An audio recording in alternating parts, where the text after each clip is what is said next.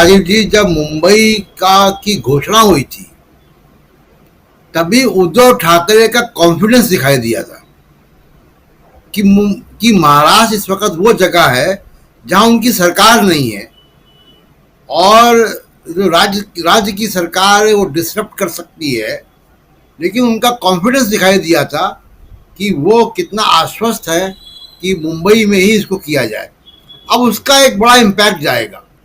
एक तो सरकार जो है वो इन्फोर्समेंट डायरेक्टरेट की बनाई हुई सरकार है और अब उस सरकार में जो दो पार्टियां हैं वो चुनाव जीत कर नहीं बनी है, वो इन्फोर्समेंट डायरेक्टरेट ने वो बनवाई हैं वो पार्टियां, चाहे वो शिवसेना उद्धव शिवसेना वो हो शिंदे या एनसीपी अजीत पवार, ये दोनों पार्टियां ईडी की बनाई हुई पार्टियां हैं।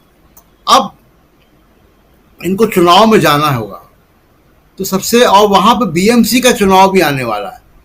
इन दोनों लिहाज से महाराष्ट्र का जो वेन्यू है वो बड़ा इंपॉर्टेंट होगा। दूसरी आप देखिए कि पटना से लेकर जो इंडिया गठबंधन बना और उसके खिलाफ कितना प्रचार हुआ।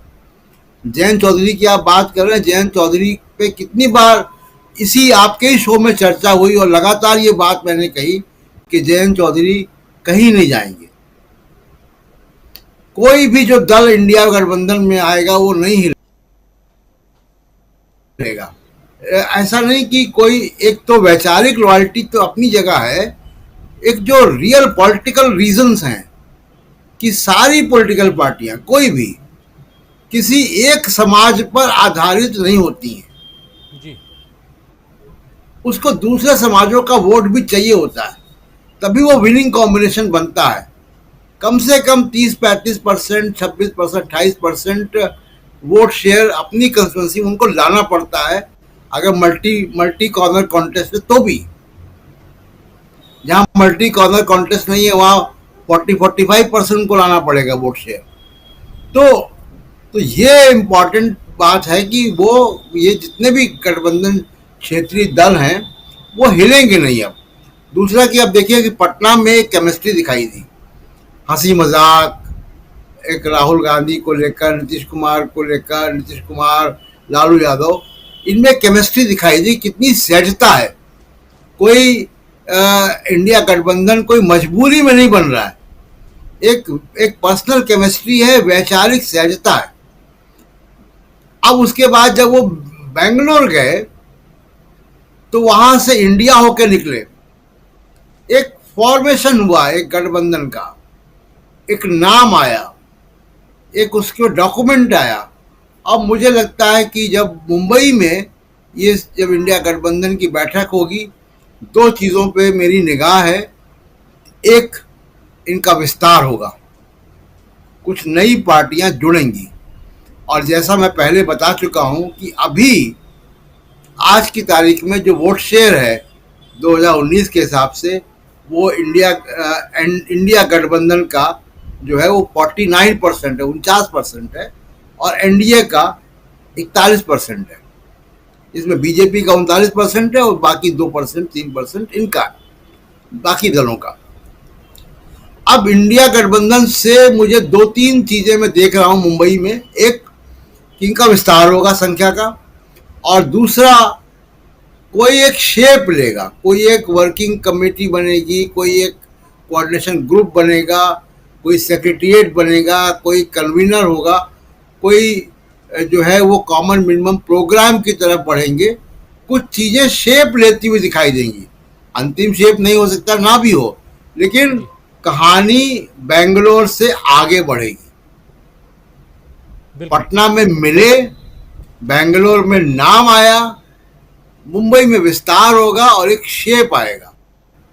तो ये मैं देख रहा हूं कि मुंबई में होगा, और इसलिए परेशानी है। दूसरी और एक छोटी छोटी और दिक्कतें भी हो रही हैं। जैसे अभी बता रहे थे कि कर्नाटक में बड़ा अच्छा काम किया सरकार ने कि कमीशन, इंक्वायरी कमीशन बना दिया। कुछ और इंक्वायरी कमीशन कहीं और भी बन रहे हैं। इजराइल में एक इंक्वायरी कमीशन बैठ गया है जो एनएसओ और पेगासस के ऊपर है।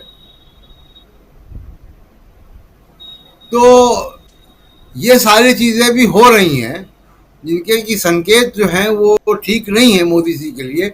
अब जैसे कि वहाँ पे एक कंपनी थी जो इलेक्शन को मैनेज करती थी, उसने 30 देशों के इलेक्शंस को मैनेज किया था और उनके क्लाइंट कहे जा रहे थे, मीडिया रिपोर्ट्स जो इंटरनेशनल मीडिया में आई कि उनके क्लाइंट, बीजेपी भी उनका एक क्लाइंट था।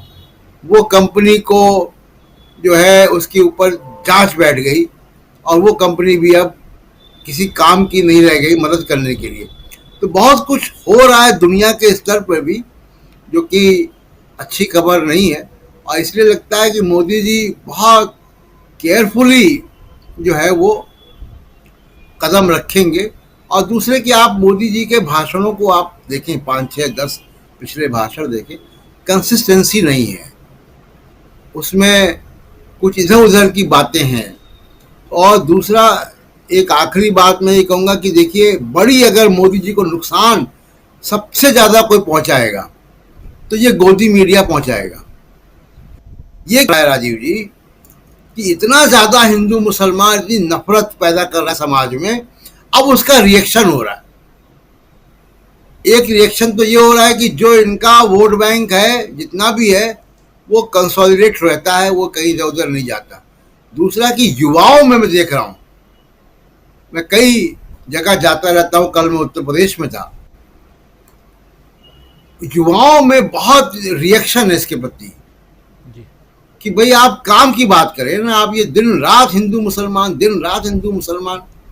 तो ये बहुत सारे युवाओं में इसके प्रति में कुछ चिढ़ पैदा हो गई है।